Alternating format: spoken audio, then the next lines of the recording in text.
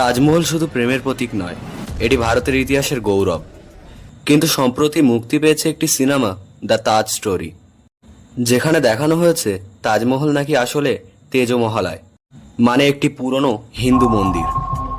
এখন প্রশ্ন হলো, এই দাবির পিছনে কি কোনো প্রমাণ আছে?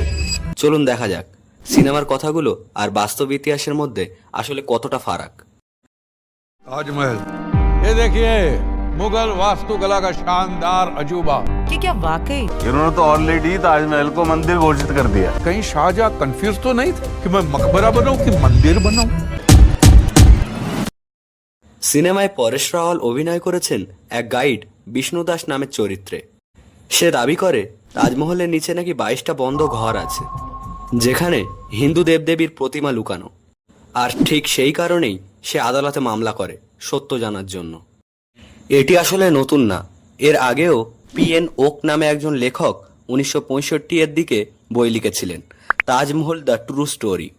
সেখানে তিনিও একই দাবি করেন যে এটি তেজমহলায় ছিল, কিন্তু এই দাবির একটাও বৈজ্ঞানিক প্রমাণ আজও পর্যন্ত পাওয়া যায়নি। চলুন দেখা যাক প্রমাণ কি বলে। প্রথমত, ভারতের প্রশ্নতত্ত্ব বিভাগ ASI বহুবার স্পষ্ট করে বলেছে যে তাজমহল সম্পূর্ণভাবে মুঘল আমলের স্থাপত্য। 1632 খ্রিস্টাব্দে শাহজাহান নির্মাণ শুরু করেন এবং 1653 খ্রিস্টাব্দে শেষ হয়। তাদের কাছে আছে স্থাপত্য পরিকল্পনা, সম্রাটের আদেশ, মজুদদের নামের নথি, এমনকি খরচের হিসাব পর্যন্ত। অর্থাৎ তাজমহল কবে, কিভাবে, কারা বানিয়েছিল সবই প্রমাণিত ইতিহাসে।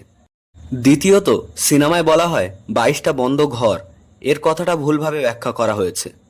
সেই ঘরগুলো আসলে রক্ষণাবেক্ষণ ও সংরক্ষণের জন্য তৈরি টেকনিক্যাল রুম, যেখানে কোনো প্রতিমা বা মন্দিরের চিহ্ন পাওয়া যায়নি। ASI সেই ঘরগুলো 2022 সালে নিজে পরীক্ষা করেছে, কোনো হিন্দু প্রতিমা মেলেনি।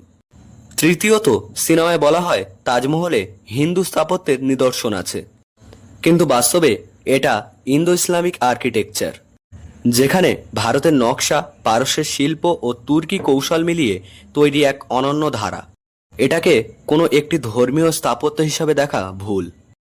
এবার চলুন দেখা যাক সিনেমার ভুল ও লজিক। দ্য তাজ স্টোরি সিনেমার সবচেয়ে বড় ভুল হলো এটি ইতিহাসের সভ্যতাকে প্রমাণ ছাড়া প্রশ্নবিদ্ধ করেছে। একজন গাইডের চরিত্র আদালতে মামলা করে DNA টেস্টের দাবি করেছে, কিন্তু বাস্তবে কোনো মানবদেহ অবশিষ্ট নেই যা DNA টেস্টের জন্য ব্যবহার করা যায়। অর্থাৎ এই দাবি বৈজ্ঞানিকভাবে অসম্ভব।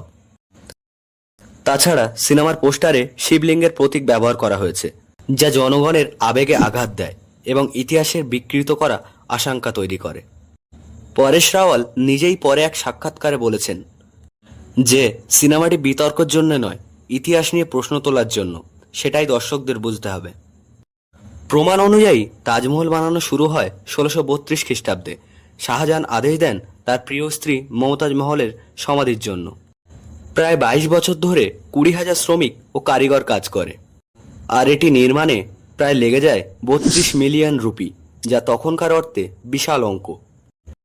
এই তথ্যগুলো শাহজাহানের নিজস্ব নথি, বাদশাহনামা ও পারস্য ভাষার নথিতে সংরক্ষিত। অর্থাৎ ইতিহাসে কোনো ফাঁক নেই, সবকিছু স্পষ্টভাবে লিপিবদ্ধ।